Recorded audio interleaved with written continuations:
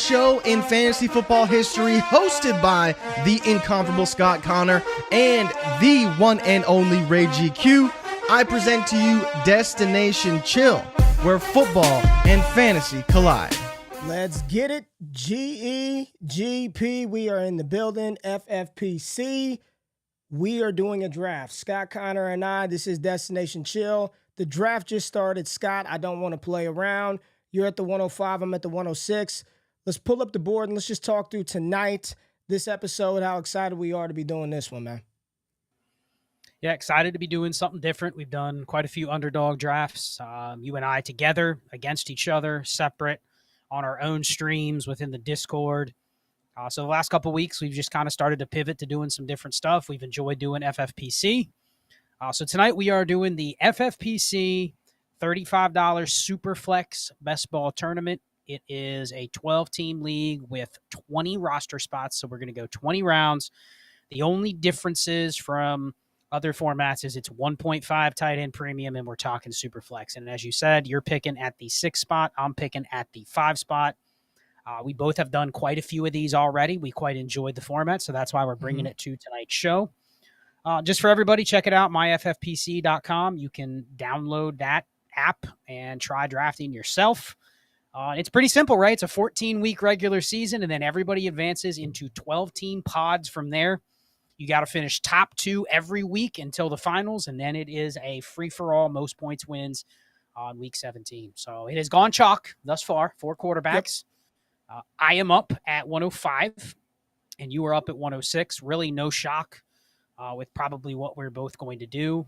I'm going to start off with a quarterback. They go fast, as you can see, the top 4 picks, and it's probably not going to stop. So I'm going to go C.J. Stroud. You are up. I am guessing you're going with the chalk, the next QB up, and there's a couple people in the crowd already that are drafting against us that are watching, so this should be fun, my friend. That'll be fun. It's a much different vibe, a much different feel than the underdog drafts that we've done. I've enjoyed these. They more closely resemble the type of leagues that we play in. These are really, really, really fun. I want to talk through this pick and milk it a little bit, but yeah, I'll be taking Anthony Richardson. I don't want to play around here.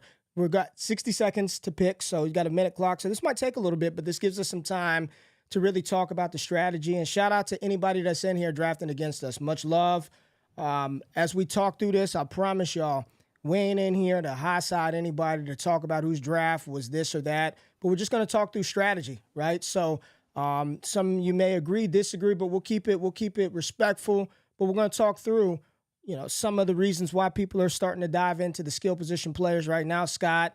And as we progress through these rounds, let's talk about some of the things that we're noticing some differences in between this and underdog. And I do think tight end premium will come into play as we both understand the importance of that in this type of format, man. 100%. Just shout out to the people in here that have already identified themselves. Joseph Grant, he's at the 102. So that's no capsules. What's up? We got Death Dealers in this draft at 111. What's going on, Death Dealers? Ramchandra Rana in there at the 108. So we got damn near half the draft in this stream right now, Ray. But yeah, you said 1.5 tight end premium. Yes, sir. The key things here, it's still start 8, just like underdog, right? Yep. But there's 2 extra roster spots. So if you drafted underdog Superflex, if you jumped in that puppy Superflex draft or any of the Superflex stuff they've done thus far, it's still start 8, 20-man rosters. There's only 2 flexes, and you only have to start, or there's only 1 flex, and you only have to start 2 receivers. 2 receivers. That's a big difference, man. It's a big deal. Yes. It's a big deal. Yes. It's a big deal. Unlike a lot of our dynasty leagues where you are adding flexes, all they do here, just like underdog, Ray, they remove a receiver. Make the super flex that receiver spot. There is no added a starter, anything like that. But talk about how that changes it, man. It squeezes, I think, the importance of receivers in terms of, like, in one of these formats, there's no way you're just hammering 5 straight receivers. Even if it's hell no. You want 5, you're like, damn, those are 5 top 24 receivers. It's still not suboptimal to do that, right? Listen, man, you want the elite guys. You want the equivalent of a hammer running back. If you're going to go that route, it better be the high volume, high target, valuable guys, the Tyreeks, the CeeDee Lambs. But hell no, there'd be no way in which I would start out 5 straight receivers. Yeah, I'll be curious. Is anybody in here at the 112 spot, Scott? Anybody drafting us? Is Phantoms in the chat? Haven't identified themselves, but yeah, I mean that's the I'm getting 2 hammers, right? That's still scary. That is still very scary to start out. Breece Hall, Jamar Chase. It is still terrifying. But we'll get into some of that real quick, man. Moggs is in the chat. Moggs, I need you to get in contact with us. I need your contact information, Moggs. I saw Moggs in here early. Moggs, get at the DD Twitter or something, but I need your contact information, all right? Sam Laporta off the board, Amon-Ra St. Brown, Jamar Chase. I want to get through the draft a little bit before we start talking through some of the things maybe you or I would do a little bit differently this early on. Let's let this cook down a little bit, Scott. It's too early to start stirring the pot, man. Let this shit simmer. I got to give a shout out to my boy Death Dealers. He's one of the I've met him a couple times in the Kentucky drafts. He is as big of a diehard Bengals fan as me. And you see he got ripped on that he was Burrow, hurt. that Chase Burrow stack. He said, that hurt. Already tilted. But listen, I'll just say this. We're picking here in a couple spots. I'm very happy with how this is going. How about you? Given some of the other teams we've drafted, I'm liking this draft thus far. Absolutely. I'm trying to construct. I know you're the same, right? Yes, I am. I'm quite happy, and I think there are going to be some opportunities for me to do some different things because for whatever reason, man, FFPC been doing your boy dirty. Like I'm picking at the 110, 111 spot every damn time, and I'm sort of building with the same quarterbacks. And right now I've got the opportunity to do some things a little bit differently, and I couldn't be more happy to grab Jordan Love right here in the second round. So I've started off Anthony Richardson and then Jordan Love at the 2-7 spot. I am stoked. I am actually fairly jealous of your start. I'm going to go with Brock Purdy, but I would prefer your combo versus mine, meaning if I could have switched spots with you and given you CJ Stroud versus Anthony Richardson.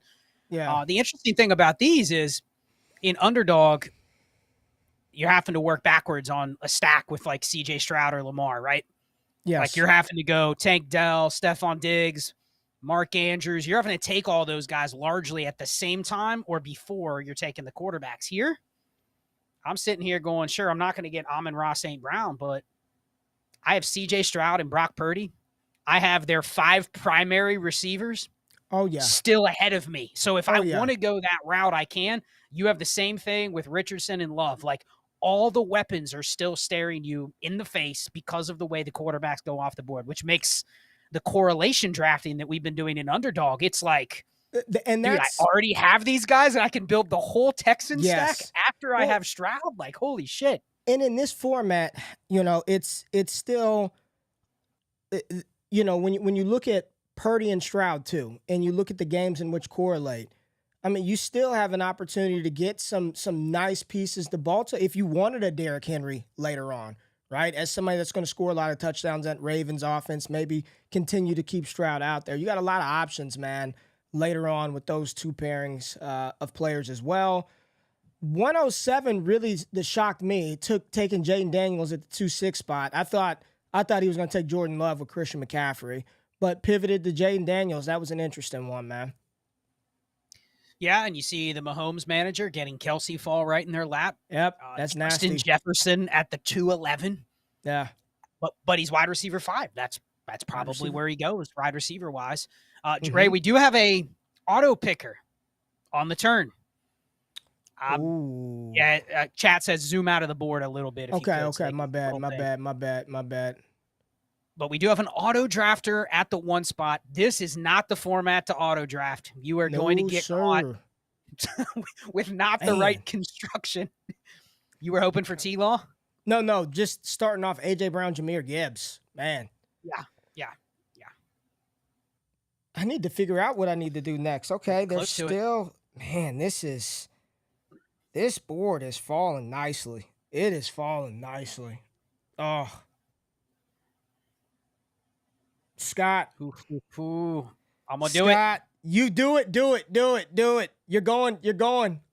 doing it, Caleb. You all son three of a bitch. receivers for Caleb are available. It's like You son of a bitch. 8 receivers I can stack, and they're all there. So but QB, man, it's gonna force the board. That's why I did it. Whether you do it or not, it's a different story. But man, it's gonna push the board. That Breece Hall, Jamar Chase team has got to be staring at the QBs, going, I don't know. Let me tell you why there's still one quarterback left that I believe needs to be in the first wave of quarterback run.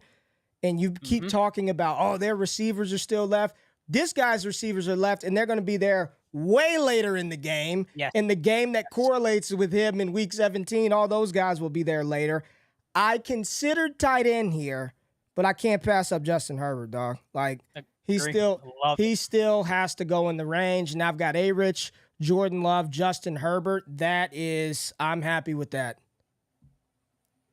3 different buys as well for both of us, quarterback-wise, and we now have 18 QBs off the board, which is going to force these teams on the end, especially the team at the 10 spot with Bijan and Laporta, and the team at the 12 spot with Breece and Jamar. They really have to think hard about, do they want to take a QB or not? And I'm not saying they should or shouldn't. You know, it's a game of chicken now with the left side of the board. Look at the left side of the board, Ray. 1 through 6. Yeah, let me zoom out. Look at 14 QBs on the way back, whereas this side only has 4. Oof. So it's a game of chicken between the two sides. And I shouldn't give away this strategy, but the team in the 1 spot, unfortunately, is going to auto pick unless they shown up, which means they're not probably going to get any quarterbacks. No, they're not. No. Yeah, well, they will not. That's tough, man. Man, the 110 bypasses quarterback again. Says, screw it. I am committed at this point. I will save my comments about how if I were going to do that, what I would have done instead of Puka Nacua. I'll save that because he's still got a pick coming up at the 4-3 spot. If I'm gonna play that game, I'm not gonna play with Puka Nacua there. But you've got C.J. Stroud, Brock Purdy, Caleb Williams. I mean, if you've done any part of an underdog draft or any sort of correlation diving, you know who C.J. Stroud's gotten 17, Purdy's gotten 17, Caleb's got. How you feeling about your start? I actually prefer yours better, but it is what it is. You know, if we probably would have taken them in similar order.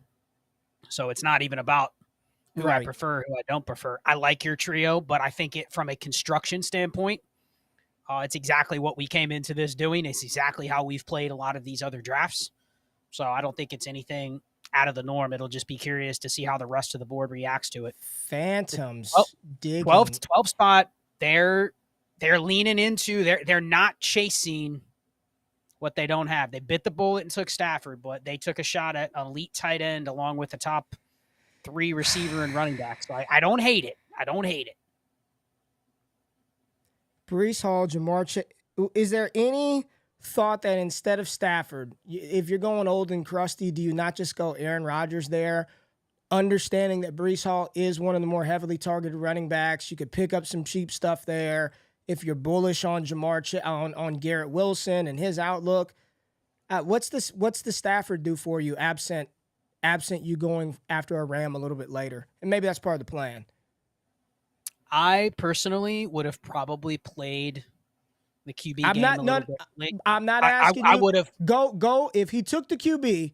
Don't give any other part of the thing. If he took the QB, what QB should it have been? And if it's Stafford, that's fine. But what QB would you have gone with? It probably would have been Stafford, but I would have been willing to push Stafford and dare everybody else, and you'd have had to go with 3 later QBs, basically. Yes. I know you would have done that, but I didn't want to go there. Your boy, what's your boy's name right here? Death Dealers went Drake London. Drake London. Jonathan Taylor off of the board. I am very excited right now. I'll tell you that. I am very happy. I am even happier. Probably with every pick. This pick right here. I can predict this pick. I think if it was me, it's I gotta yep, be. there was- Yeah, it's gotta be. that was an obvious pick. This should be an obvious pick, in my opinion, but it probably won't be. Oh, it should be. It should be. But we will see. We will see. It should be. Nope, was not what I was thinking. Man. Okay. All right, there's zero correlation here. What's she gonna do? I know what you're thinking. We're thinking I've only the same got thing. I've only got one shot at it. I've got one shot. I don't know if this other player will come back, and I cannot leave him for you. I just can't do it. I can't do it.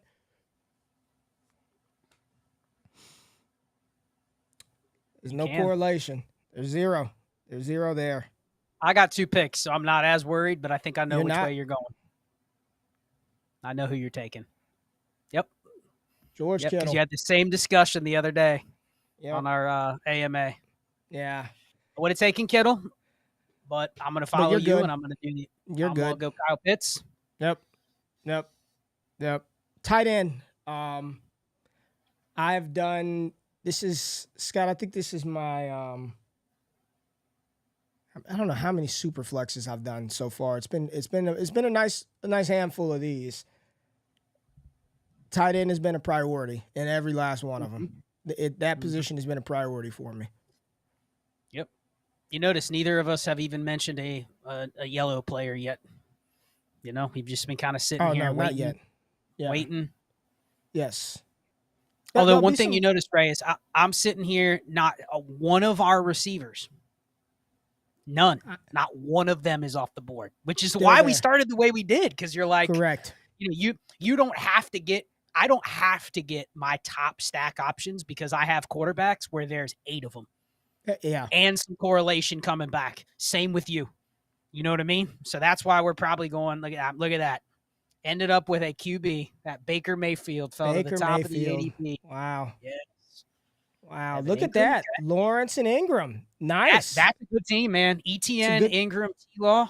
That's nice. Jefferson, Lamar, Derek Carr. Scrapple boys had to take that Derek Carr to get the You know who's not liking this board right now, Ray? The right side of the board, the ones that faded quarterback. They do not like seeing that Carr and Baker off the board.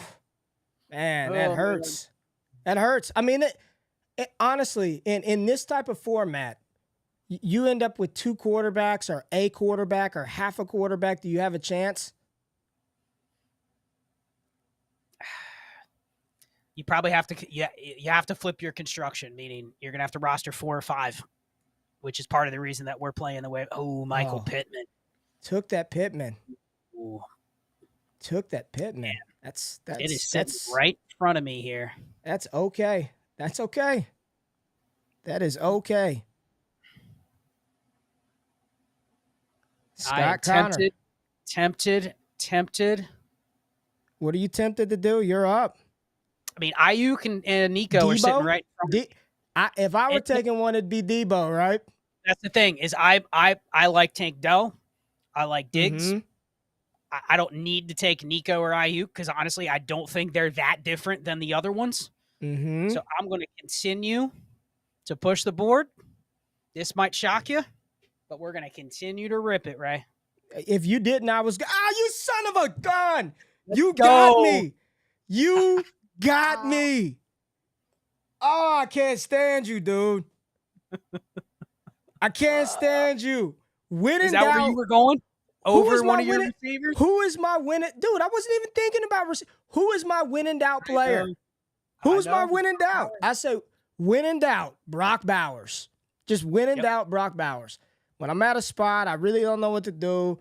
I'm going Brock B every time. Look, dude, my receivers are still on the board. You can have Michael Pittman, Adonai Mitchell will be there later.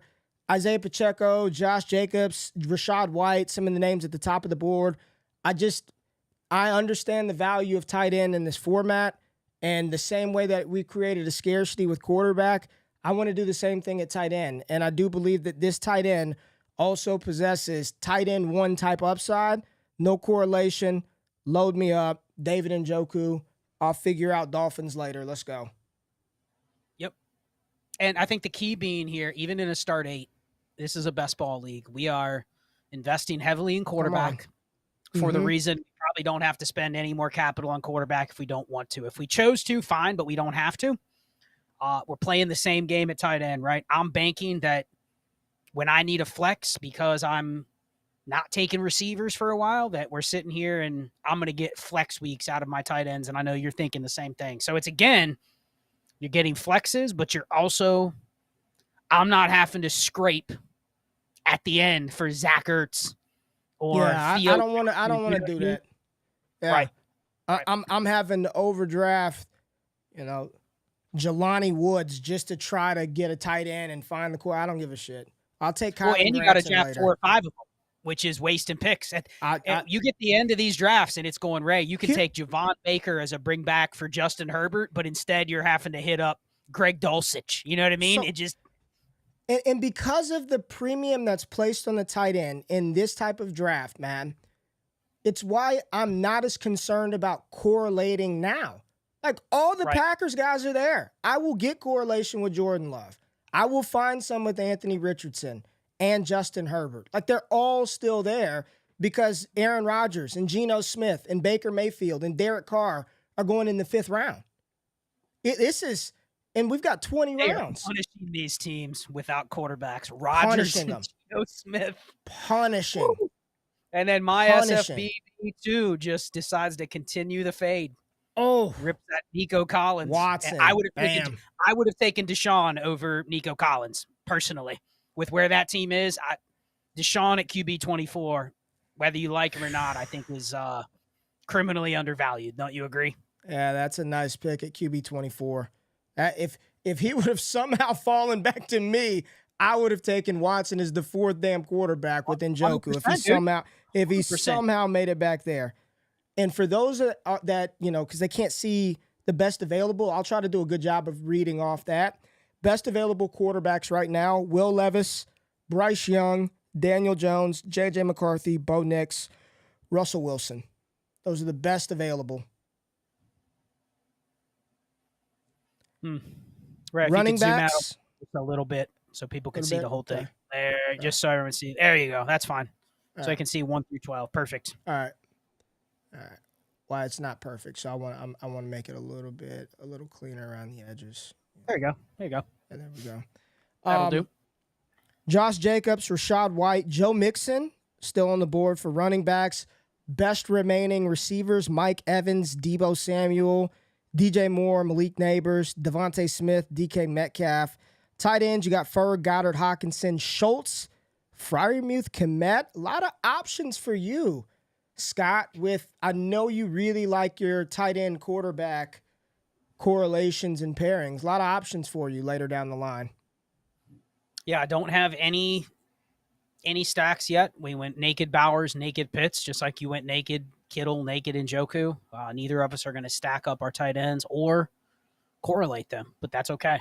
I got 5 different players, 5 different matchups that I can focus on. So my focus right now is looking at what correlation I can get with the players I already have. You know what I mean? That's all the focus. I would love to do. Listen, I would have loved to get Jordan Love, Justin Herbert, Anthony Richardson, and be able to stack. But those don't have tight ends that are easy to stack in this range, right? Unless you're getting, unless you're truly getting Purdy, Kittle, Kyler McBride, Allen, Kincaid, Goff. Yes. You're not doing what I ideally would like to do. So no. Smitty comes off of the board. Mike Evans. So we've got a receiver run. It went Cooper Kupp, Brandon Ayuk, Jalen Waddle, Mike Evans, Devontae Smith. So we had 5 receivers off of the board following a string of 3 quarterbacks and Nico Collins sandwiched in between, Scott. So we've got a little bit of a receiver run. Quarterback pool has dried up. We have 1 team with no quarterbacks, 2 teams with 1 quarterback. Man. And everybody else has 2 to 3 QBs. No team with 4. Will Levis off of the board. Big old Chubb takes Will Levis. And then Malik Neighbors comes off of the board. A little bit of a snizzy snipe there on old GQ. I'm not going to lie to you right there. I was eyeing that one, which is unfortunate, but that's okay. So now I'm at a spot where there's still no correlation there. Wide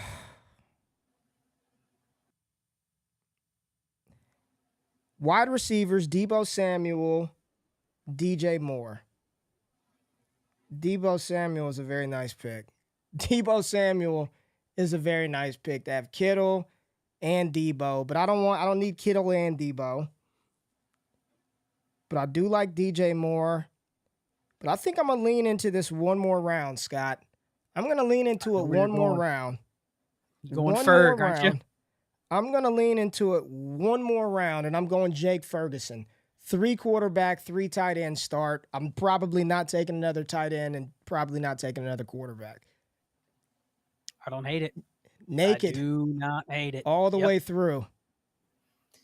There's one more tight end I would consider, but I'm going to pass just because I think there's some correlation I can find with my QBs later at tight end that I don't have to draft right now. So I'm going to lean where you were talking about before.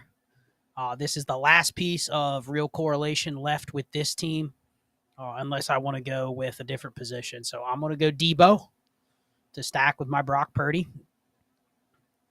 And finally changed up the flow, took my first receiver. And, I'm cognizant of how many receivers I take this early because that's the position you get to the end and there's options. Whereas the other positions, 100%. So I'm counting down. I don't know what my actual construction is going to be, but you've started the way I would exactly want to start these drafts. Because you can argue, Ray, you're done at quarterback and tight end unless you want to take a shot late on a quarterback. But you can almost X those positions out on the board, which makes it super nice. Yeah, it's very concentrated now. It's running back, it's receiver. But again, everybody is naked. I don't have any Week 17 correlation right now, 0. And I'll have to focus on just stacking up games and pairing up matchups and trying to get good pieces from those teams that my rostered players play down the stretch and trying to find some spike weeks. It's best ball, 1.5 tight end premium start, 8 super flex for those of y'all who are jumping on maybe a little bit late. And this guy, has he autoed every pick? Man. He autoed every pick. I do like what the 2 and 3 spot are doing. They are making the auto drafter pay. Team 2, Lamar just got Flowers with the Ingram, Etienne, Trevor Lawrence, and Justin Jefferson. It's nice. Team 3, they ended up with Mahomes, Kelsey, Hollywood Brown. They got Olave and Carr. I like that. And then they have Goff. And there's a couple options for, Goff that you could take. Those teams have done very well, I think. Let's look at the back half, see who's made some lemonade out of lemons back here because the quarterback pool was quite shallow. This team, Christian McCaffrey, Jaden Daniels, and then Garrett Wilson, Devontae Adams, Pacheco, and Neighbors. We get another running back off of the board, Alvin Kamara. RB13, Rashad White comes off of the board. Now you're up, Scott. You are on. I am up. I'm still sitting here. I got some decisions to make. I am debating between 2 players. I already have some correlation with Deebo. Mm-hmm. But I think this player... You want to try to get some more? I'm debating between DJ Moore and Tank Dell. Mm-hmm. I don't think both of them come back to me. Definitely DJ Moore won't come back to me. I'm going to go... this one's tough for me. I'm going to go here. And I'll explain why here in a second. I'm going to go Tank Dell. You're going to go Tank Dell. I know why. I'm going to go Tank Dell. I think it's because, it gives me flexibility. I can get another Texans options if I want with Dalton Schultz. I'm giving away players here. But I'm also very confident that one of Keenan Allen or Rome Odunze will fall back to me. That is why. That's why I'm okay getting exposure to all 3 of my quarterbacks. That is why. Oh, all right. Well, Scott, I think this is a matter of just best player available, in my opinion. DJ Moore's still here on the board. If I don't take him, he's going to get picked by somebody. zero correlation with anything that I have outside of playing in the NFC North with Jordan Love, but there's none there.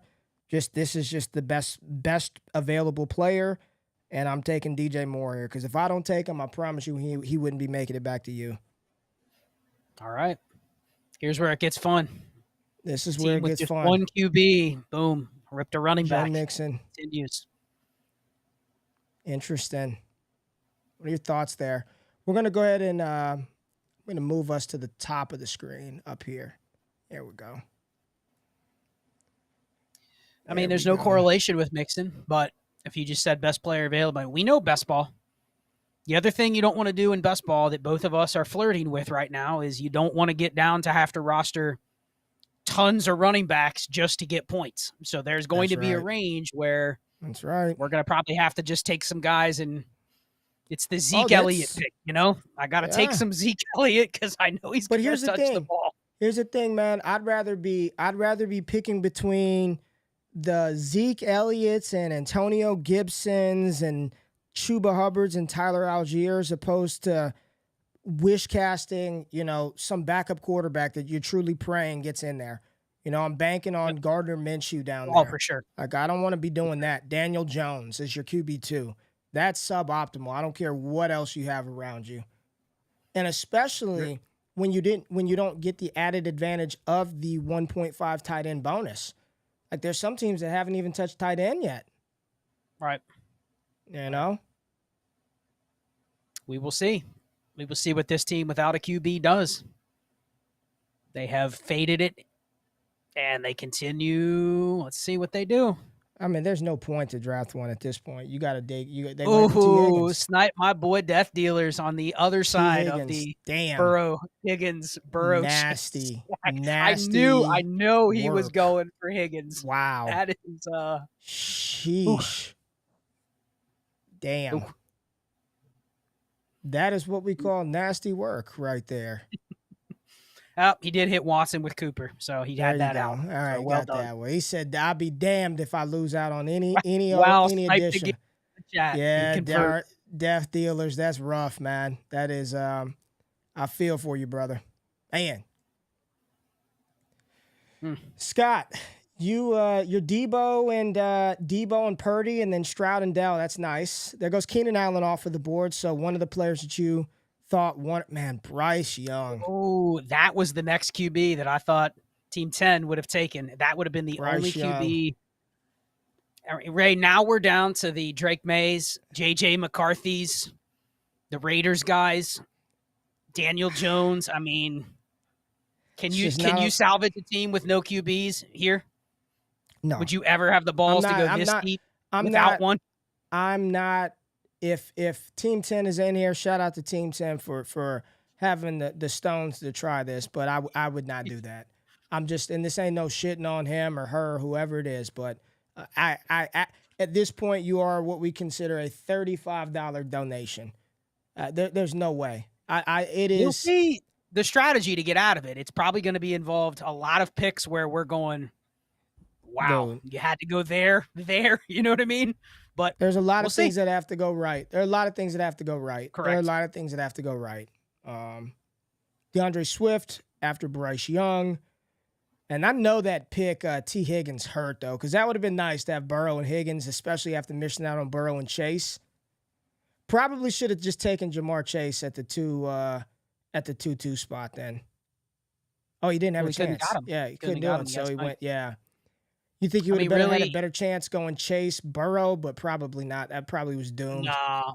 You're just doomed. Burrow might have been the tier break for the team on the end. And then, but he was probably banking that he was going to be able to get Higgins and then Amari Cooper coming back this turn, and he got sniped on Higgins. Because if you could have gotten Higgins Cooper, it would have given you, a secondary stack with Burrow and then the primary stack with Watson. You would have felt a little better about your team. But now, we'll see. Yep, team hat. Oh, Knicks. Gene in the comments just had to go Aaron Jones. Had to continue with the fade. Oh, yeah. Aaron Jones. Man. Bo Nix. For everybody out there, the best remaining available quarterbacks. Daniel Jones, J.J. McCarthy, Russell Wilson, Drake May, Justin Fields, Gardner Minshew, Sam Darnold, Aiden O'Connell, Taysom Hill. I guarantee you that team at 10 is looking at that Taysom Hill saying that's going to give me a couple weeks. Thank God. Finally, I get to correlate a little bit for a lot of the reasons why we like Deebo Samuel and his ability to score different areas of the game. I do believe, unlike some people want you to believe that it's Dontavian Wicks who's going to emerge as the wide receiver and one in Green Bay. I don't buy that at all. It's going to be Jaden Reed, and I'm pretty excited to get Jaden Reed right here as my wide receiver 2. Jaden Reed, come on down. I like it. All right, here I got some decisions to make. Have not bit the running back bullet yet, but there's a lot of receivers out there. I like George Pickens, Ray. If there's a guy on the board that I think could be a number 1, it's Pickens. But I don't think I have to take him in this format. I'm going to take some correlation, landed right in my lap. I knew you weren't going to probably go here. So I'm going to get me some correlation with my Purdy and Debo, David Montgomery. I thought about it, but yep, good play. Those unsexy innings eater, going to have opportunity on a good. I don't know why I like it. I don't know. I like it. You don't got to explain that shit to me. I like Monty. Hawkinson off of the board. TJ Hawk. Okay. Passed on oh, never mind. I was thinking he had passed on another tight end. So Hawkinson, I guess, was the next tight end up. That's a pretty clear tier break to you, don't you think?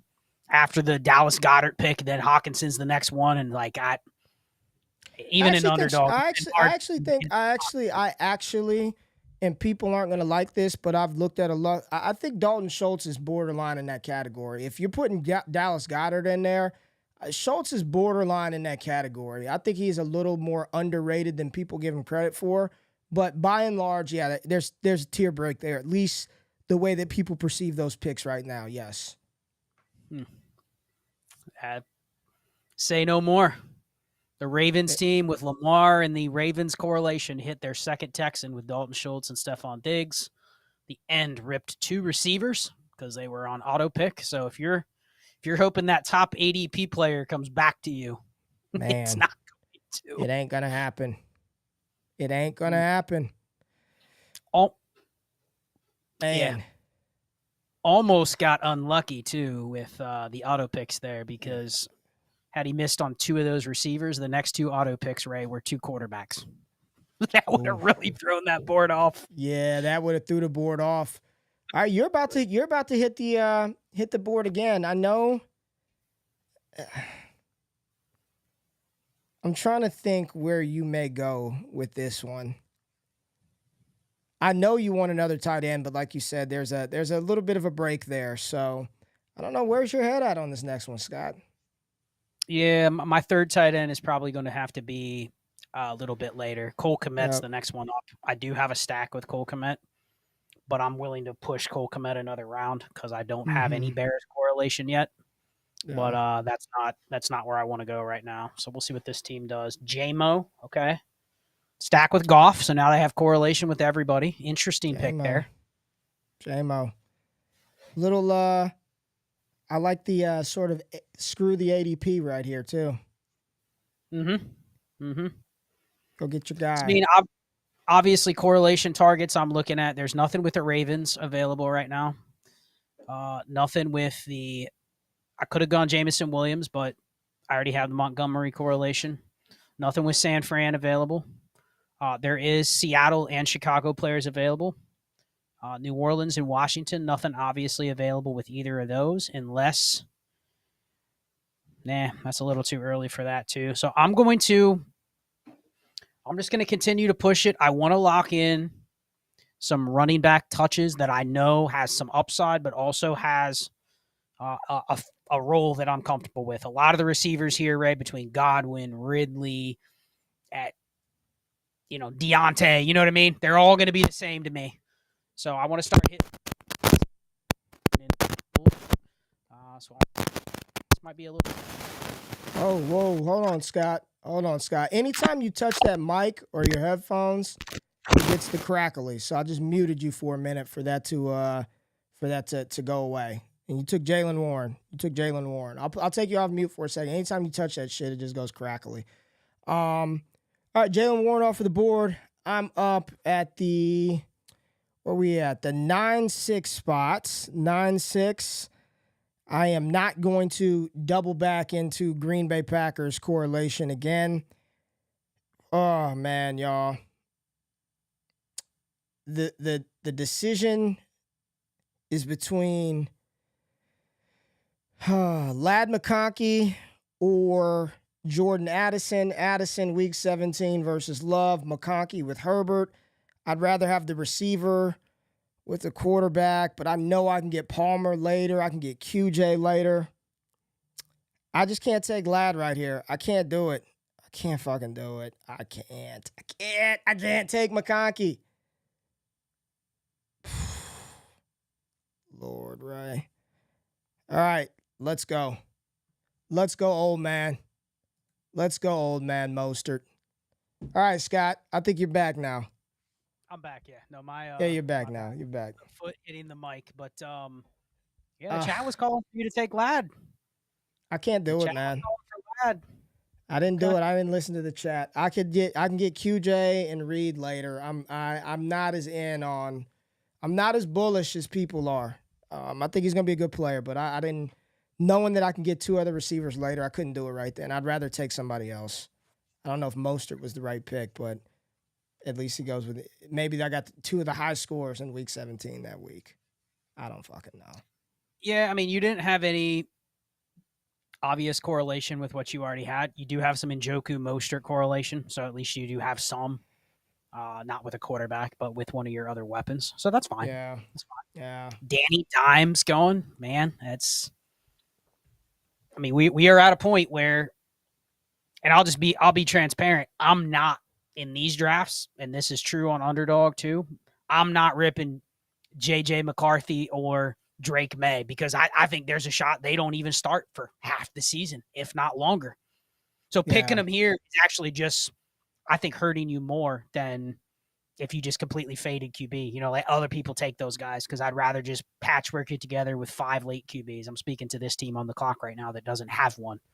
You know, if there's just you take McCarthy, get in there till week 12. You've been talking about this team and how it can salvage it. How do you salvage it in something like this where you are in round 9 now? I'll tell you what it's not, is taking Jonathan Brooks when he might not contribute a ton early on either. I wouldn't have done that. But I think the only way you salvage it is you got to draft probably 5 quarterbacks, right? And you got to get lucky. They got to have opportunity. So you're going to have to push the board, and you're going to have to take one of the Raiders QBs probably. You're going to have to take one of the Steelers QBs probably. You're going to have to take a Taysom Hill. If you don't want May or McCarthy, it means you should be taking Brissett or Darnold higher than others in the draft. But I think you got to go 5 QBs, which for me is just, it's wasting too many roster spots. Yeah. You know what I mean? For non-starters. So you have to. That's the only way to probably get through it, at least in my mind, unless you just are shooting for the moon and you hope McCarthy and May start and Fields starts. I mean, you could have gone Russell Wilson. You know, I think Russell Wilson's got a good shot to start. I just don't know how long. It just shows you, man, once that wave of QBs is gobbled up, it is just nasty. And Russell Wilson off of the board. The auto pick. It was an auto pick, so I don't know if that was intentional, but maybe it was. I don't think he was at the top of the queue, so it may have been one of those ones where he said it.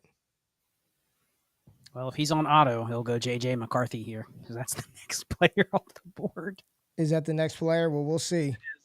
That is the next player off the board. Oh, is JJ. Man. Oh, man. But he's not picking. So.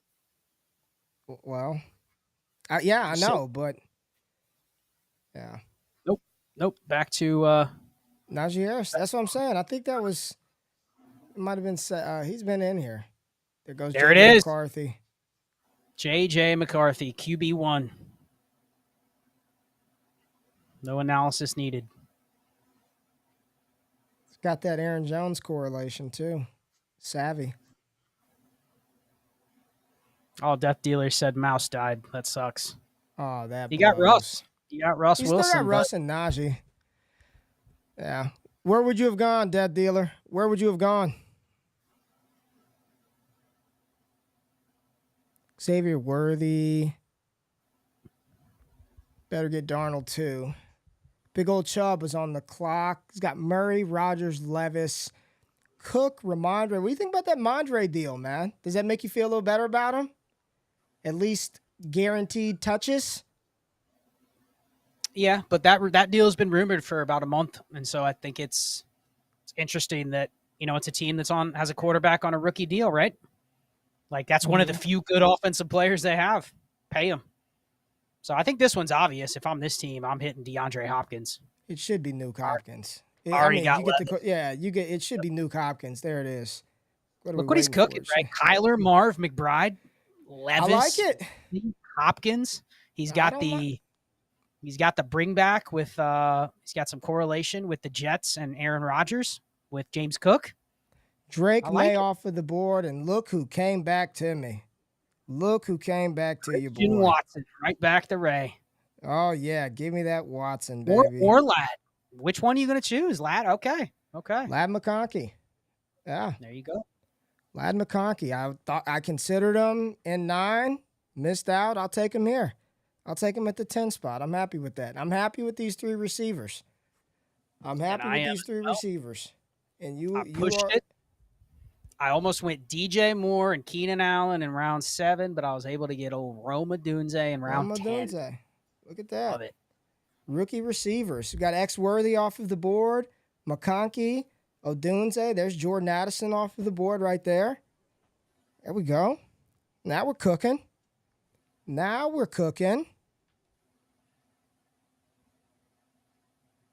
She Rice comes back to the Mahomes manager. Look at that. Goff, J-Mo, Kelsey, Rice, Hollywood, Mahomes, Carr, Olave, Kamara. That is a very well correlated and well built team right there. It's a nice team.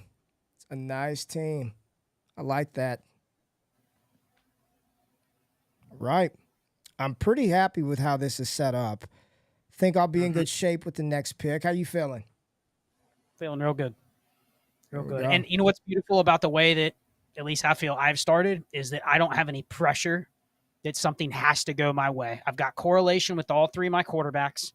I have 2 running backs that I feel have different profiles, meaning like I have upside with Warren, I think, but I also have a floor of Monty on touches on a good offense. So I like kind of the mix of those 2 types of running backs here. So I feel like there's not really any I have to go in a certain direction, if that makes sense, which is a good place to be. Yeah, makes perfect sense. Christian Watson and Luke Musgrave snatched from me, the Jordan Love manager, right here at the 101 spot. That team is a, interesting build there. Auto pick the whole thing. No capsules is up. It's going to end up with decent construction, but it's going to be tough for that team other than just its individual performances to go correctly. Look at that. This is where the tight end run starts to hit you if you don't have him, Ray. You're having to take Luke Musgrave and Tyler Conklin here. Yep. Hunter Henry, man. Yeah. You can have it. You can have those guys. And see, that's a big difference in this when you get to the 1.5 premium even. In Underdog, you're hitting Tyler Conklin and Hunter Henry in the last 3 or 4 rounds, and you're going, cool. The tight end nobody else wanted because I have Aaron Rodgers came back to me. Here, that team only had 1 tight end, and the team took Hunter Henry only had Hawkinson. So I am up. I'm going to continue getting some correlation. Nice to see this player still on the board, Ray, at wide receiver 46 with my week 17 correlation with the Bears. JSN. I got none of it. JSN. Last receiver of a tier, unless you're really a big Keon Coleman fan or a Brian Thomas fan. Which, speaking of Brian Thomas, I don't know. It's pretty tough value to pass up here, Ray. I'm not trying to talk you into him, but I'd be tempted if I was you. Yep, I am tempted.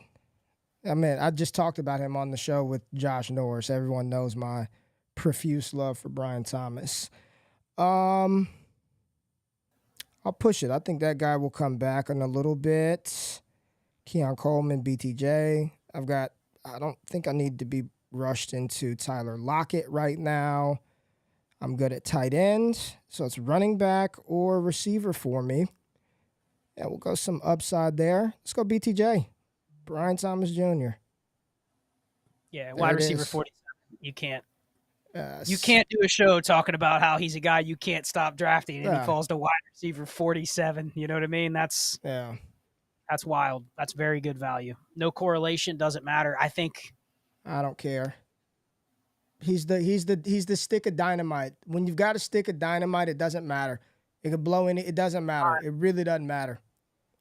I think if you were the Trevor Lawrence team over there that already has ETN, Ingram, and T-Law, would you have gone Brian Thomas Jr. over Trey Benson? Over Benson or Pollard. I would have bet on one of Pollard or Spears coming back, and I would have taken BTJ would have been the pick there, and I would have been good with either of those two running backs, especially if you could look at the board and know that the 101 was going to auto pick and not take either of those guys.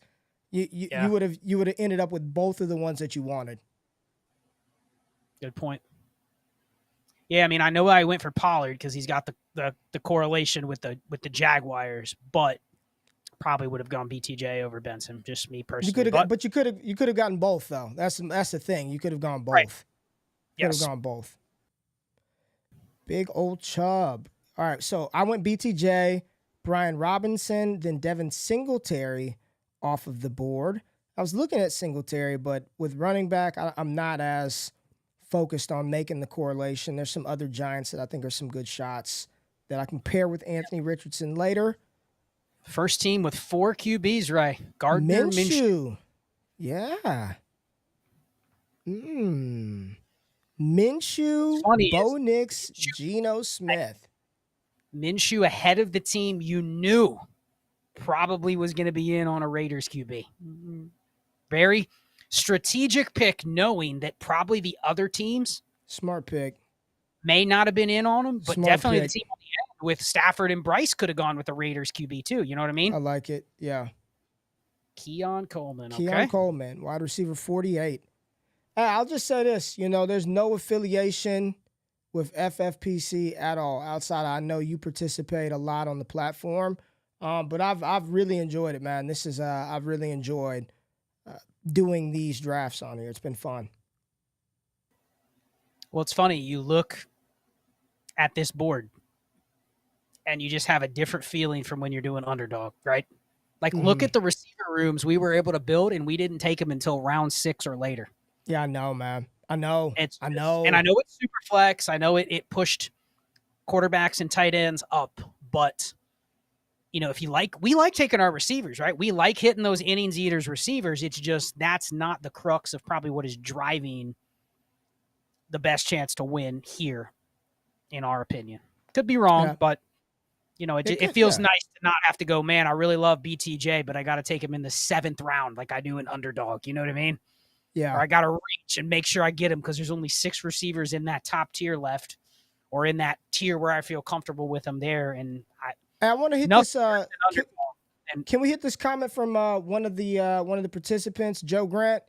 Joe, picking with that pick, he said, thought I was correlated enough with Jacksonville, but lesson learned. So just kind of talk about that, because he already had ETN, Evan Ingram, Trevor Lawrence, and he said, thought I was correlated enough. So just explain why a pick like BTJ would be a good one. I think that's just a good topic to sort of dive into.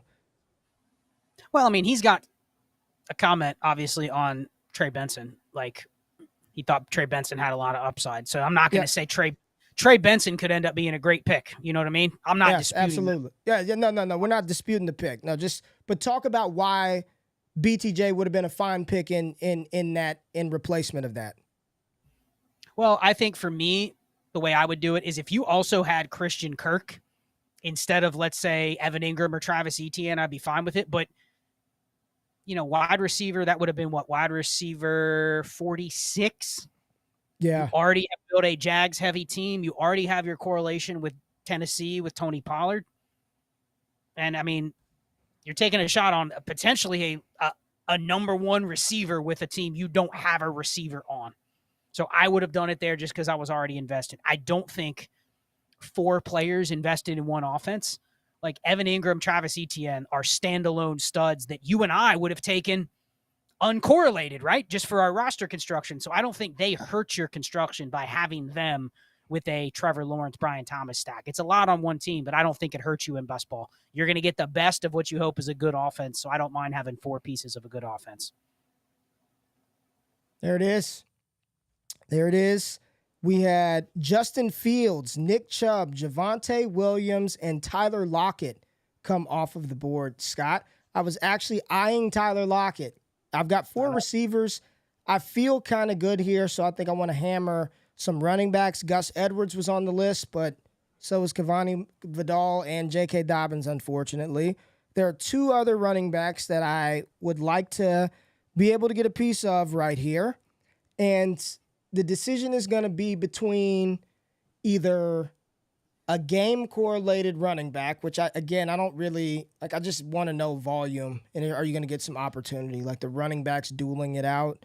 I'm not banking on that being the outcome that wins the week. You know what I'm saying? I just kind of want pieces of a running back that could be involved in an offense in a game that could score some points. So I'm looking at Zach Charbonnet against Chicago. It's a tough sell in that one. Or I'm thinking about maybe going a little early and trying to get a piece of Marshawn Lloyd. I don't know if Lloyd would come back to me if I pass on him, but maybe. Blake Corum off the board. I like that with the team that has that wasn't the team that had Kyler Murray and Marv. So I'm up right now, Scott. So that's sort of the decision that I'm in between, trying to pair up some Charbonnet with that DJ Moore. Somehow those two work together to score me some points, or just taking Marshawn Lloyd.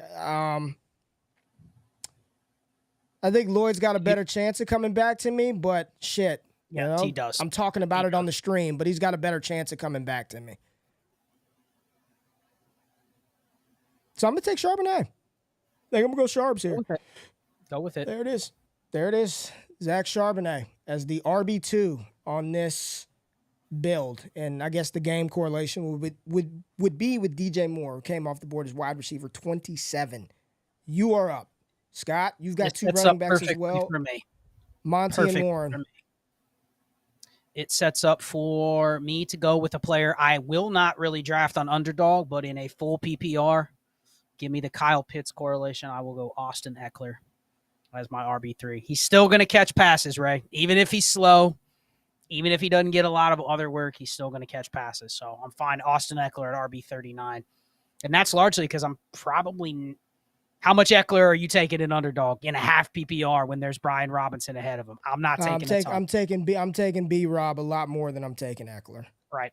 And I've taken a ton of Chase Brown. I would have taken Chase Brown if Eckler would have gone. Yeah. But that was a pretty clear running back run here of like 5 or 6 guys that I think all – this is the range where there's about 8 to 9 running backs left where I feel confident they're going to have a role. Now, how much it is, but after that, when you're down, and this is part of the way we construct it, is when you're down fishing in the, hey, Ray, is Damian Pierce going to have a role? How about Clyde Edwards-Helaire? Like, we don't know. So I think so. I think so. Something, but yeah, I don't know. Dontavian Wicks. Oh, Wicks. There goes the auto picker. Oh, Sutton. Cortland Sutton and Jerome Ford, just as predicted. Yuck.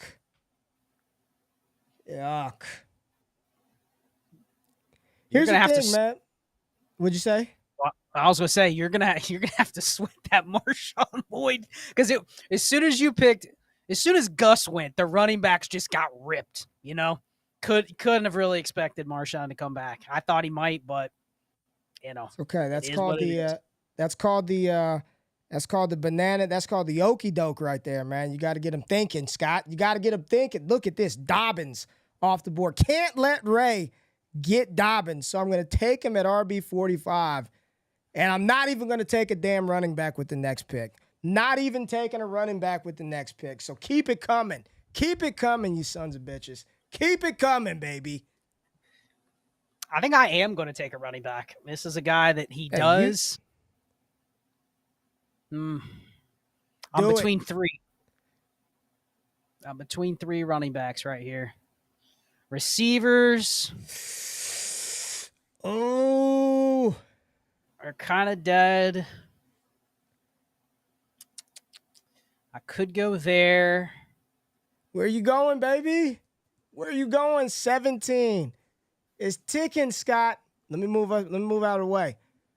Doing it. We're in the way. Ty Chandler. I'm continuing the run. Ty Chandler. Tell us why Ty Chandler. Why Ty? There's a little correlation with the Bears.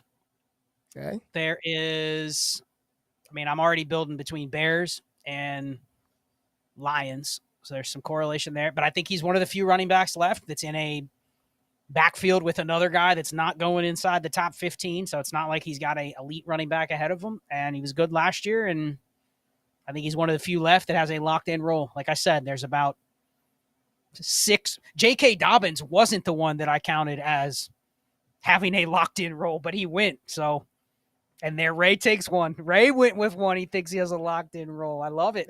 There we go. Antonio Correlation Gibson. with the Chargers, right?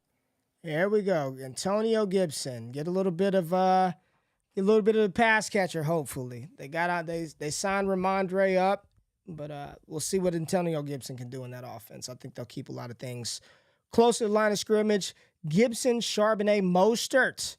You've got a Warren, Monty, Eckler, Ty Chandler room. Your receivers, Debo, Tank Dell, Odunze, Smith, and Jigba. I've got DJ Moore, Jaden Reed, Lad McConkey, and BTJ. Tight ends, I've got Kittle and Njoku Ferg. You got Pitts and Bowers. And then QB, CJ Stroud, Brock Purdy, and Caleb Williams for Scott Connor. A-Rich, Jordan Love, and Justin Herbert for myself. We both have QB receiver correlation. I think you've got correlation all three with all three quarterbacks, 3 pass catchers. I've got correlation with 2 pass catchers and 2 of the 3 quarterbacks right now. Ben Sinnott comes off the board as tight end 20 at 13-7, followed by probably the more difficult pick to make in all of fantasy football right now, especially redraft, Mike Williams. How difficult has it been for you to just press the button on Big Mike, Scott?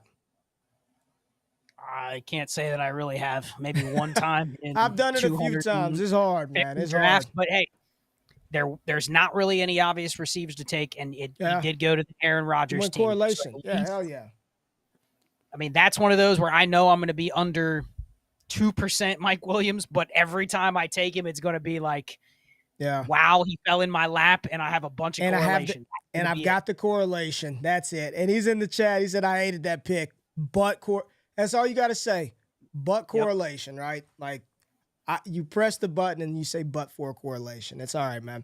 I've been there very few times, but I've been there, and I know how it feels. Curtis Samuels, wide receiver 53. I don't think there's any correlation there, but I like the pick. I think that's a nice pick for him. Yeah, I like the player. Got Keon Coleman and Curtis Samuel, so I think that was just. Give me a receiver on a good offense type pick. I like Samuel. We're gonna talk tomorrow, Scott, on Wake Up, and just sort of the theme of the show. We're gonna talk about players who we think might ascend this year, take the leap, make the leap. James Cook, thinking about the Bills, man. Where are you at with him? Like, I went and looked today on Keep Trade Cut, dude, and I saw that Jonathan Brooks is running back 10 in Dynasty. James Cook, 12. And then you look at the names that are ahead of him. It's like Kyron Williams, who feels like he's holding on by a thread. It's Ken Walker. It's these names that I guess the better question is, what is the running back market now in Dynasty? When I see this is a top 12 Dynasty running back on KTC, I feel like I should be able to go get a first plus for that player today. Like, I feel like I should be able to go get, a first plus for said player. Does it mean any damn thing at all? No, I think after you get outside of, honestly, it's probably outside of McCaffrey at RB4. Really? And then it just becomes, okay, if you had to pick from 5 to the rest, somebody's probably going to say, give me Jonathan Taylor or Travis Etienne or Saquon Barkley. Like, those guys are going to go next. They're going to be the most highly preferred. But I don't think in that range you're talking about more than a first ever. Any first. 26 first, I think you're struggling to get them for those types. So then you get a little further, you get into Rashad White, James Cook. I think they're just very much Pacheco, yeah, they're very much, Jacobs. if I have them, I probably value them for the innings they're going to eat or the receptions they're going to give me, but that's it. I don't value them as any assets that I'm more invested in past. And I think one thing that I've been talking about that'll come out tomorrow on Destination Dynasty, I had a real good conversation with the next guest that's going to be on. We're going to have another 2-part strategy session. We talked about this. I think we're starting to see, at least people are going to start to wake up to the fact that if you're Rashad White or James Cook, Ray, their career usefulness, not value-wise, right? Usefulness. Right. They're going to be as relevant running back-wise as Zay Flowers is going to be relevant receiver-wise.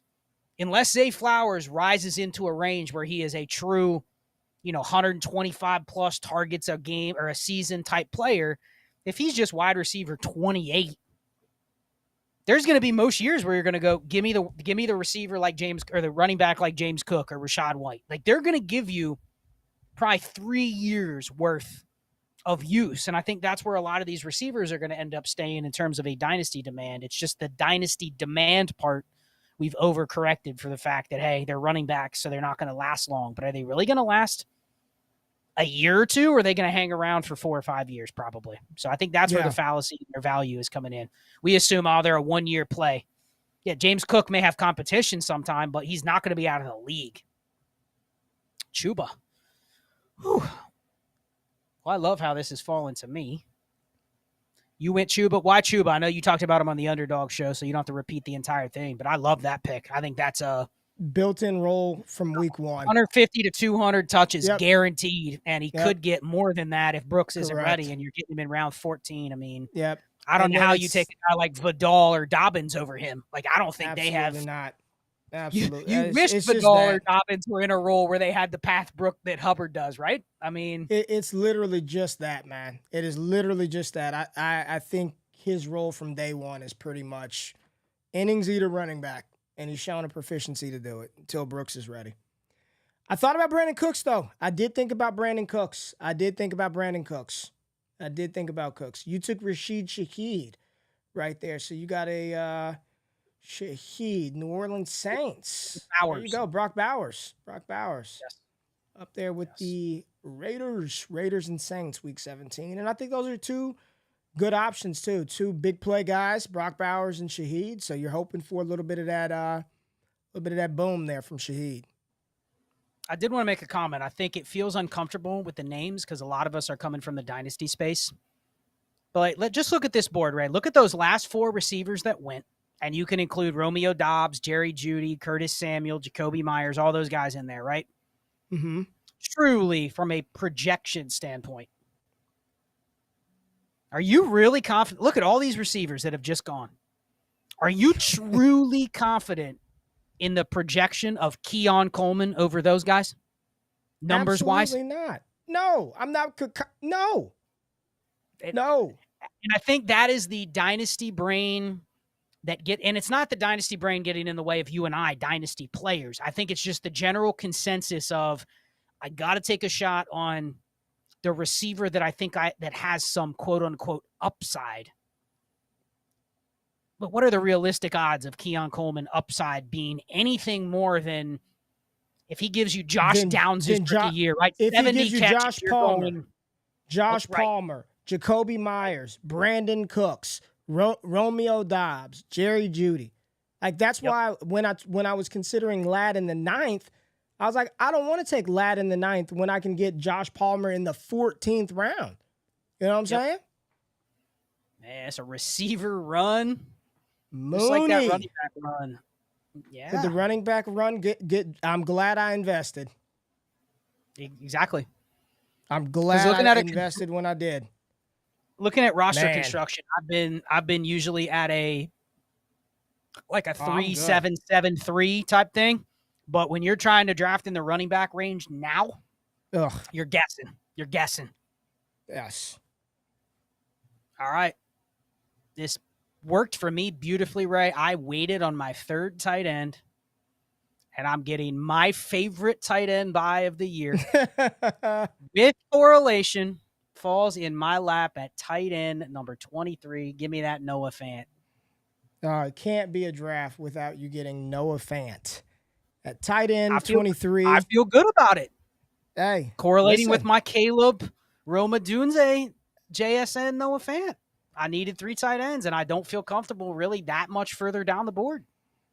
I am equally as excited and very happy because now I get to correlate my number 1 round pick, my first round pick, Anthony Richardson, with the rookie hopeful Adonai Mitchell out of Texas, a big play threat. Get to correlate my A-Rich with Adonai Mitchell. I am very, very happy about that. 80 Mitchell, come on down. Yep. Isn't it funny how on Underdog, A.D. Mitchell is well ahead of Josh Downs, right? Well ahead. And here, behind him. You think that full PPR versus half PPR? Touchdowns matter more? Do you think that influences the reasoning behind that? What do you think? I don't know. Are people biased on archetypes of receivers in half PPR versus full? Of course. Yes. Man, how you feeling if the team after use tight end room? How you feeling with that tight end room? That's what it's just for the group. We did 40 pre-NFL draft best ball drafts on FFPC. We had a lot of tight end rooms that look something like that. It's just bad. And it wasn't that good of names either. No, it was worse. It were worse names. I wish they were Ben Sinnott, Isaiah Likely, Jonnu Smith. I think more than anything, it's not even that I dislike those tight ends. I think I want a piece of all of those tight ends in certain spots on certain rosters. It's the fact that I would rather have taken a shot on a Jalen Wright, a Chuba Hubbard, a Josh Downs, a Gabe Davis. I probably would rather have invested the capital in one of those kind of dart throw picks opposed to hoping that, you're hoping one of these guys just gets in the lineup and does something weekly. But I've seen worse tight end rooms, but damn, 3 straight. Tough. It eats up the tight end market for some of those back end teams. Some of these rosters don't have many. This 1 tight end. We've got finally 2 on the end. There goes the set. See what I mean? He kind of influenced the market by gobbling up all those damn tight ends. Mike Gesicki, Joe Burrow, and Gesicki. There you go. I like it. I think you're on mute. I think you've muted yourself. No, I'm back. I said Death Dealers. I was giving him a round of applause. He finally got his Burrow stack with that Gesicki. He got a Burrow stack. He got one. He's been trying so what do you think since construction-wise? round 2. Yeah. So I'm at 3, 3, 4. What am I at? 3, 3, 4, 5 right now. You are at 3, 4, 5, 3, and I am at 3, 3, 4, 5, 3. Yeah, we're exact same construction. 3, 4, 5, 3. I'm not going to take a 4th tight end. I'm telling you that right now. Agreed. I'm still on the fence. I may take a 4th quarterback. It's probably likely that I take a 4th quarterback, but I'm not going to take another tight end. I know that. I will not have another tight end. Surprise old Taysom Hill hasn't come off the board yet to one of these teams that doesn't have a tight end or doesn't have a quarterback. Nice pick. It would be a nice pick. Gotta be soon. Aiden O'Connell to the team that went late QB. Got J.J. Fields, Darnold, and O'Connell, so he's got a piece of 3 different quarterback rooms. All right. What you thinking here? Probably going at least 2 more running backs, 2 more receivers, and either a quarterback and a 7th running back. At least that's what I'm thinking. I'm sure you're probably thinking something similar. Yeah, I'm thinking right now I'm thinking next pick will be receiver, like for sure. Okay. Or it's probably going to be receiver. There's a running back that I like that's left, but I think they'll be around later. But the next pick is probably going to be a wide receiver. But I'm very much in on 4 quarterbacks on this build. Just to give me a little insurance there with A-Rich and Love and Herbert. I'm with you. But I'm not taking another tight end. I think 3 tight ends with the 3 that I have. If Kittle and Njoku and Ferg can't get it done, then, I spent 4th, 5th, and 6th round capital on those guys to get it done. So, 100%. go make it happen. 100%. And the tight ends left, I mean, there's a couple guys where I could squint and say it's a starter, but a lot of them you're just clicking the button. It's just like a running back, but it's probably because here's what we know about looking at tight end war, even in 1.5 premium. Even if I draft tight end 29 here and it ends up being tight end 15, what did I really get? You're pumping your fist. I am happy. Is this QJ season, Ray? It is not QJ season. It's underrated receiver season. Correlation in week 17. I don't know. I'm just taking them, dog. Like I'm very much in on Pop Douglas. And in a format like this, underneath cheap stuff, I want to get, I was praying I wasn't left between the choice of Jalen Polk and Pop, but I wasn't taking another rookie receiver there. I think Demario Douglas is criminally undervalued. So I'm very happy to be able to lamb him in this format right here. Let's go. Agree. I am going to go with it's kind of a dead spot here. There's a couple places I'm looking. Would have liked a couple of those running backs that the team on the far end ripped off. Would have taken one of those if they had fallen. Yeah. The few running backs I'm eyeing here, but I don't think there's anybody that has a locked in role. So I'll let other people guess the ones that they want. But I'm going to take a little upside with some correlation. I'm going to go with my wide receiver 6. We're going to go with Ricky Pearsall stacked with my Purdy. All right, I like that. I saw him some Debo insurance there. You never know. You never know. Yep. I don't mind it. Jermaine Burton. Man, look at just how many just dart throw upside receivers are left. JT Sanders off of the board. Swinging for that JT Sanders. So what's the shit? Would there be any scenario in a format like this, Ray, where you would only go 2 tight ends? I mean, because you took them about as high as you can take them, and you still went 3. And I agree with you. If I can get 3 where you got them, I'm fine doing it. But is there a scenario where you would ever go 2 tight ends if you went like a Laporta, Kelsey? Like I think based on this board and how it played out, if you look up here, let me move us out of the way, Scott. I think the team that went, was it Laporta Kincaid? They probably would have been able to pull that off. But even then, I don't know how comfortable I would feel with just those 2 tight ends, man. But well, if you paid second and third round capital, then I wouldn't take another one to the end. I'll tell you that. Like there wouldn't be another one taken for a long time. Well, I think the important thing to speak about is that the tight ends you drafted in a best ball format are flexible, right? So like you're not drafting against the better receiver that would have been on the board. The way I would probably not go only 2 tight ends is because I'm probably having to take them high enough where I'm passing on the quarterbacks that I wouldn't take over the tight ends, if that makes sense. Yes. So like where you did it is natural, but I also don't feel like you drafted tight ends that are below the potential flex range. You drafted 3 top 12 tight ends. Like they're going to be flexible for receivers that you may lack. So that's where you're taking the tight end as kind of hoarding from the rest of the league a little bit. Yes, exactly. It's like taking wide receiver 2, wide receiver 3. Exactly. I view Jake Ferguson as Dallas's wide receiver 2. David Njoku is the wide receiver 2, tight end 1. Kittle is an efficiency. Yes, they are. Those are the bets that I'm making. Marvin Mims, Michael Wilson, Rashad Bateman. I am happy. Please leave my player for me. Please leave him for me. All right. So I had 6 receivers. Probably kind of at a dead spot. I don't really care what I get here. Mm-hmm. I do. Running backs I like, but I'm going to go a little early on my 4th quarterback. Okay, to ensure that you get 4th quarterback.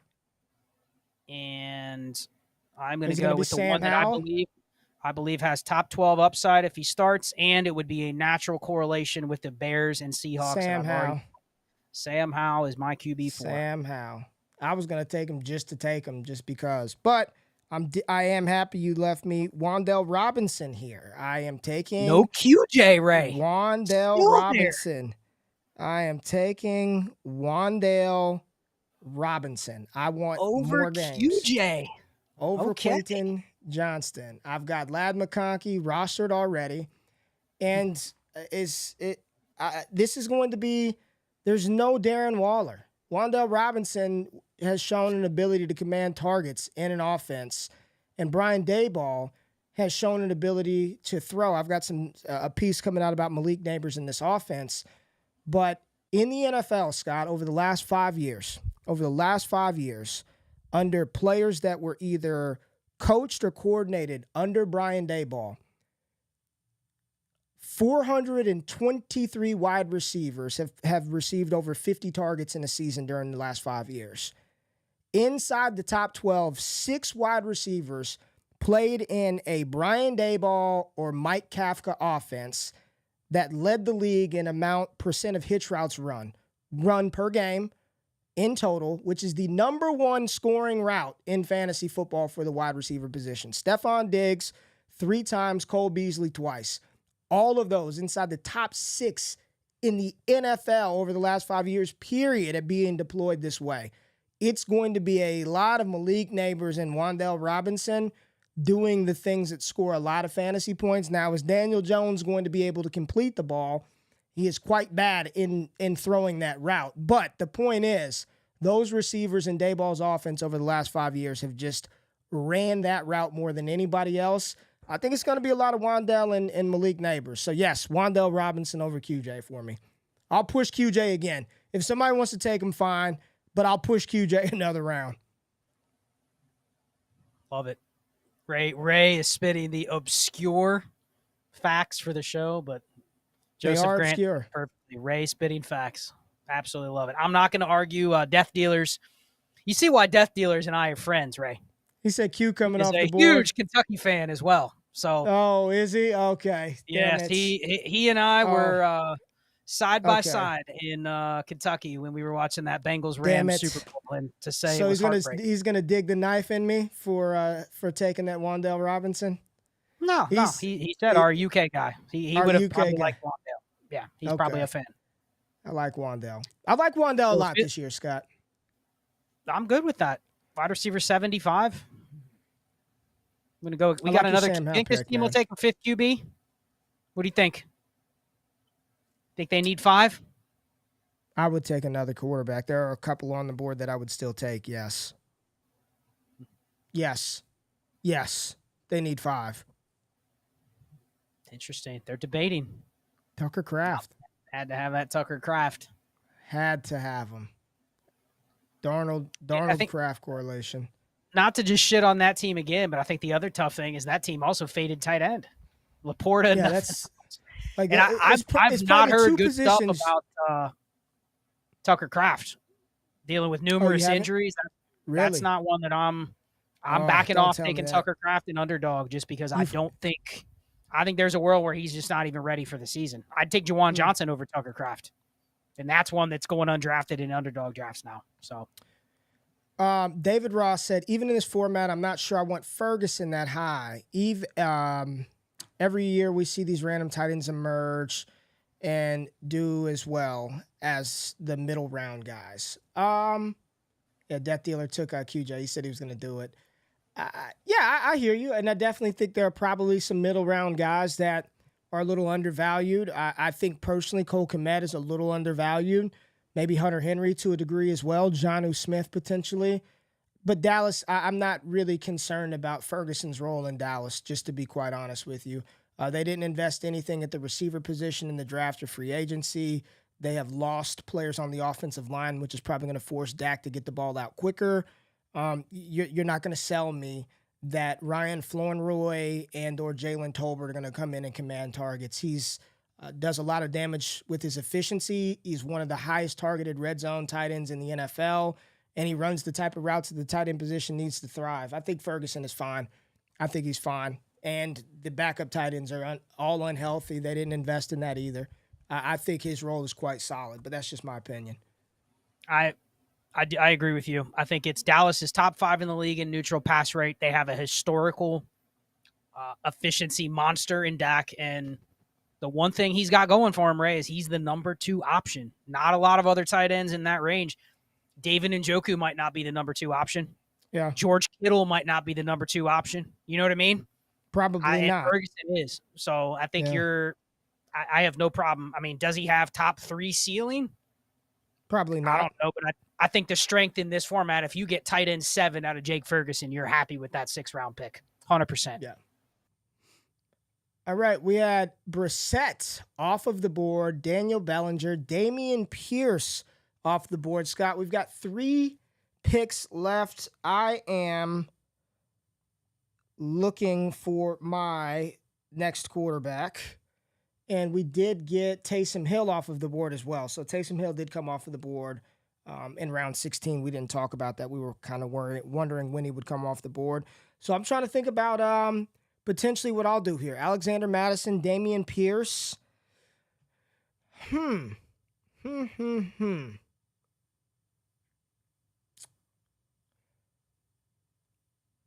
Man, Scott. I will wait. I don't have to take that quarterback now. I don't have to take him now. Am I on the clock yet? I'm not on the clock yet. Yet. What's my construction? I'm at 7 receivers now. 4 running backs. I've got to dive in the RB pool, man. We got to go RB. We got to find some running backs.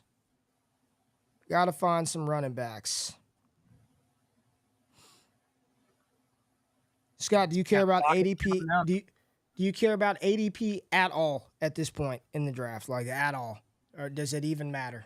No, and honestly, people talk about correlation with like I heard on a pod the other day, man, I got Amon-Ra. Let me get Elijah Mitchell in the second to last round to correlate. I'm like, the odds that the Elijah Mitchell game happens in that one week you need it, I'm probably not focused too much on correlation either. Give me guys I think have upside if an injury hits or could give me some sort of standalone game or two. That's what I'm looking for. That's right. I'm taking an innings eater and Deonta Foreman right here. RB63. And you left me the just ultimate pump and dump stock. If he ever were to get opportunity in Dynasty, Ray, you let me. Left me old Braylon. You left me old Braylon Allen. You can take the 3rd string running back in New York. I'm not buying it for a second, but yes, you the Isaiah Davis over Braylon Allen camp. I just think it's just going to be a lot of Breece Hall, man. I just think it's going to be Breece. And what the Jets have shown a propensity to do is if Breece were to go down, they just use a litany of backs. They just roll them out there.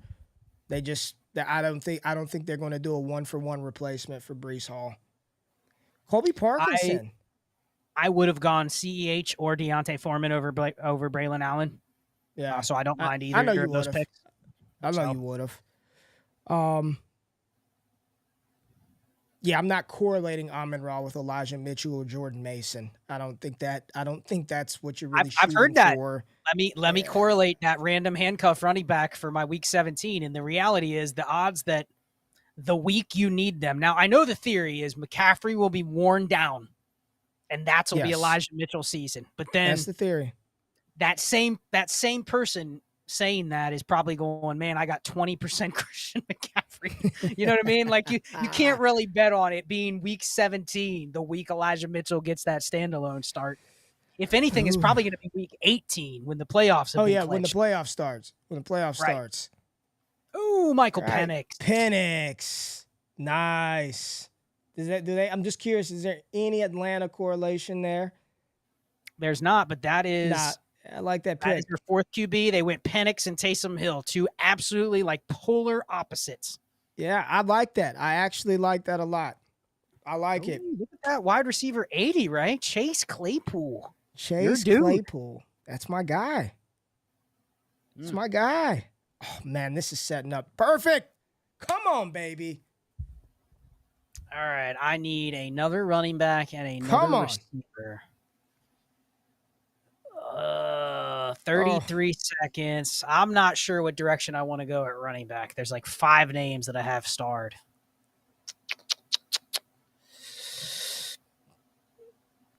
Are any of those names Dalvin Cook?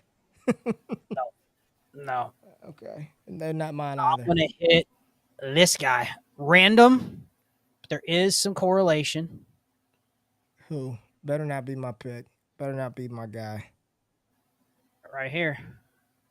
That's it. Who? The damn board isn't updated. Tez Walker. It was Tez Walker, or I was debating between Tez Walker and Noah Brown. Could have gone Noah Brown, but Tez Walker was who I had in my queue. So that's Tez Walker. Tez Walker. And I'm gonna get that correlation with that Anthony Richardson right here in round 19. Needed it. Okay. Let's go running back, Eric Gray. Tyrone Tracy went 2 rounds. Eric Gray plays. It'll be the week 17 correlation with A-Rich, right? Yeah, Eric Gray, Adnan Mitchell, and A-Rich leading me to the promised land.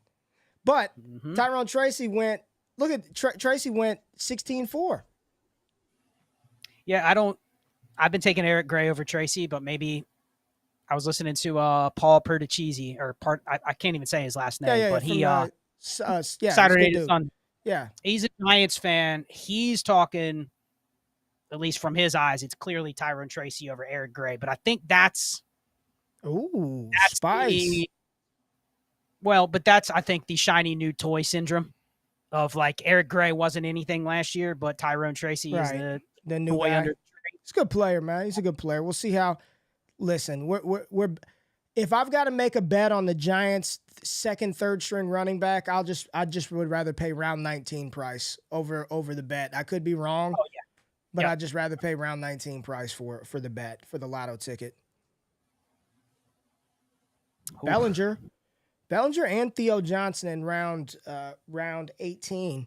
If you've got to pick a side of that tight end battle, where do you? Yes, we would all like to stay away, but where would you lean between Bellinger and Johnson, knowing that Waller's out and they target the tight end so damn much? It would have been Bellinger, but he's injured, and I don't know if you buy that. I don't know if you buy that report about there was a beat writer that got picked up by one of the aggregators that was saying Bellinger isn't a lock to make the roster. Oh, now I'll believe that when I see it, because they literally only have 2 other tight ends, and he's on a rookie deal. So what's the incentive to cut a guy? To cut him now, right? So I don't buy it, but it's gross. Yeah. Theo's been going ahead of Bellinger from what I've seen, but if you're 50-50 on that, then that is just a tough sell on that Theo Johnson. But I guess you got to eliminate all that Devy bias that you had back. I'll tell you what, if I had shitty tight ends, I would have taken that pick at 2001 over all those guys that went ahead of him. Oh, who went? Zach Ertz. Zach Ertz. Yeah, Michael Mayer. I like Mayer. I actually was thinking on the field. I was thinking if I needed another last round dart throw tight end, Michael Mayer would be a name that I would have on the board. And what a gross running back room I built. Wow. So talk about the Ertz pick. Would you be shocked if Ertz has 50 catches this year? No, he's going to have 50 catches. Is Hayden Hurst going to get 50 catches, right? Probably not. I wouldn't. I don't know if Hayden Hurst is getting 25.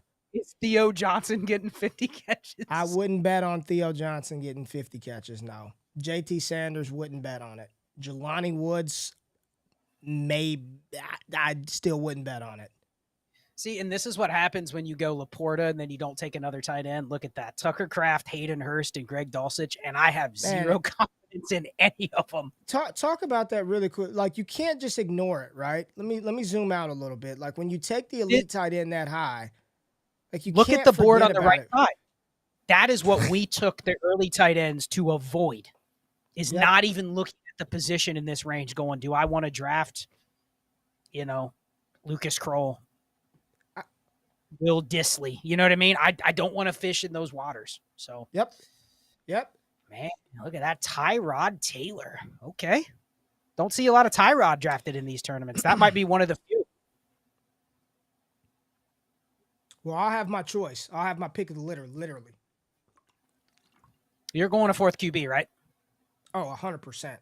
100%. Oh, Joe Flacco. That wasn't the quarterback, man. That wasn't the quarterback. Okay. The quarterback that I was thinking about is I really do like, if I'm swinging for max upside to squeeze out of this roster. Don't say it. If I'm squeezing for max upside in this roster, then I want to pair my tight end with the quarterback, and then I get some don't other. say it. Some other There's stuff. There's two that it could be.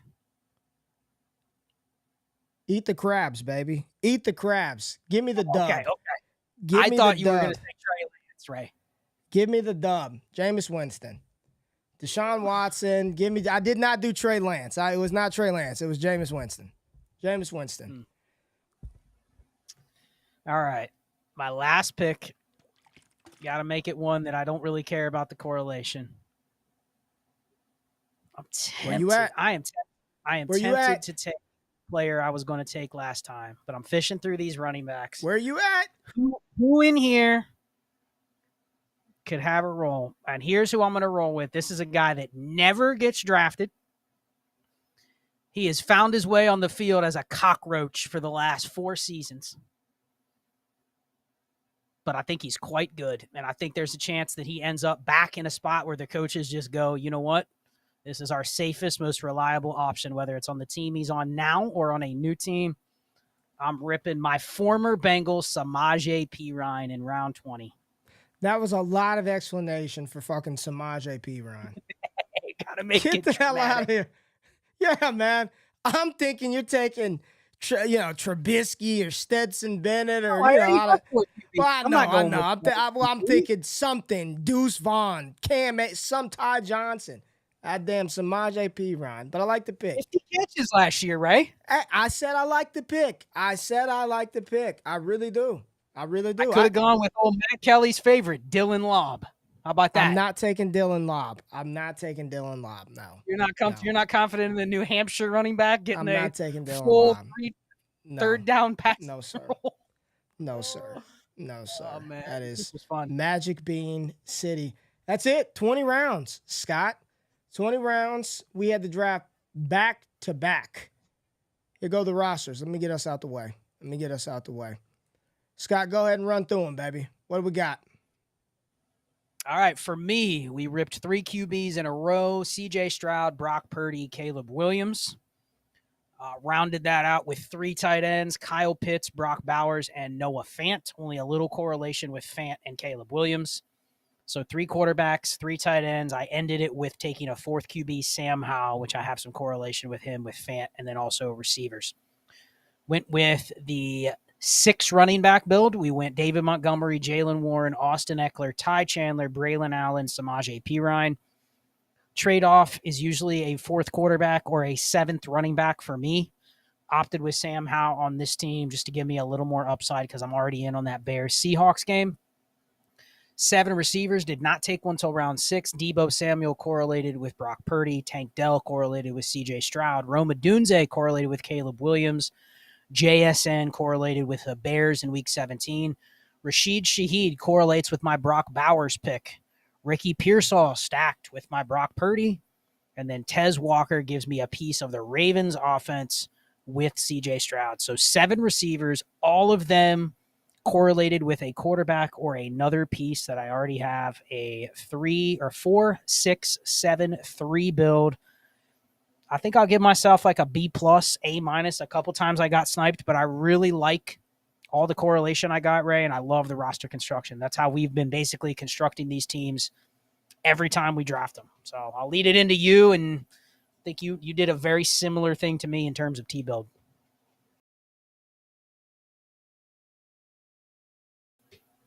Where you at? Did you mute yourself? Yep, my bad. Muted myself. So first 3 picks: A-Rich, Jordan Love, Justin Herbert. Colts, Packers, Chargers. Followed that up with 3 naked tight ends: George Kittle, David Njoku, and Jake Ferguson. So I opted for, of course, hammer-heavy quarterbacks, hammer tight ends, and all 6 of my first picks, none of them were correlated. So I had some work to do. DJ Moore, Jaden Reed. So then I got some pairing there with Jordan Love, Raheem Mostert. Running back in the same game with David Njoku, who I took in the 5th round. Ladd McConkey paired up with Justin Herbert. Now we're starting to cook. Brian Thomas was just BPA. Kind of like George Kittle there in the 4th round. Zach Charbonnet as my RB2, RB38 off of the board, goes with that Chicago Bears DJ Moore correlation. Antonio Gibson, works well with Justin Herbert and Ladd McConkey. And then Chuba Herbert again, just sort of best player available. RB52 on the board in the 14th round. I'll take it. Added bonus. The Panthers and the Dallas Cowboys, I believe, play in week 15 of the season. Adnan Mitchell finally got some love for A. Rich in the 15th round. Pop Douglas, again, correlates with Justin Herbert, week 17. Wan'Dale Robinson, week 17, opposition for Anthony Richardson and Adnan Mitchell. Deonta Foreman, Eric Gray, innings eaters, also pair with players that I already have. And in the 20th round, I took Jameis Winston as my fourth quarterback. If something were to happen to Deshaun Watson and the crab leg stealer himself got in the game, maybe he can throw a couple of touchdown passes to David Njoku. If I had to rate myself on this one, probably a B-, C+. It was kind of difficult. I think opting for the third tight end, I'm still happy with this, but that sort of took me out of sort of contention to sort of correlate a little bit earlier. But I'm fine with this team. A little light on the receiver front, but hopefully my quarterbacks and tight ends get it done for me, man. Yeah, I liked your construction. It's tough when everybody else is kind of pivoting, and we had a couple drafters here that clearly went the opposite of us at quarterback, which I think helped us a little bit. I think the push of quarterbacks down, a lot of these drafts, Ray, you don't see. Like every time we have three quarterbacks already down, we're just pumping our fist every time someone takes the Daniel Jones or the Drake May. You know what I mean? Like you're just going, hell yeah, that's more value that comes to me. But that's not every one of these drafts. Some of these other drafts I've been in, I get my three QBs, and then no one touches those QB 25 through 32, and someone's getting Bryce Young in like round 9. I'm going, you know what? I probably could have gone Bryce Young in round 9 over Justin Herbert in round 3. You know what I mean? But not every room's guaranteed to be like that. So you kind of got to get them early. I love what you did, getting the 3 quarterbacks and 3 tight ends. It takes the pressure out entirely to have to reach on anything that be suboptimal. You're just hitting skill players. It's easier when you're kind of in the end of the board when you do that because you can double tap. But I think you did pretty well. I like your construction. Whether the players are right, that's a different story, but that's the story of playing best ball. All we can control is the construction. We can't control the player outcomes for the most part. We both had very well-constructed teams, so I'm happy with it. This was fun. Yeah, I enjoyed it, man. We got to do it again and appreciate everybody for being in here. But, Scott, it's time for House of the Dragon. Got to go watch some House of the Dragon. We are not sponsored by HBO, but I got to see what's going down over there in the Game of Thrones universe, man. I appreciate everybody being here. Make sure you tap into Destination Dynasty tomorrow morning on the DD podcast feed. If you missed the trade show or Shane's piece over on the channel, check out both of those pieces of content on DD, and then make sure y'all wake up with me and Jay Rich tomorrow morning, bright and early, 9 a.m. Eastern Standard Time. We're going to talk about Ramondre's deal, maybe talk about the Boston Celtics and the Dallas Mavericks just a tad bit, and some players that we think could potentially make the leap in 2024. Scott, good stuff tonight, man. We got to do it again. Appreciate everybody being here with us. Y'all have a good night. Have a great week. We out. Peace.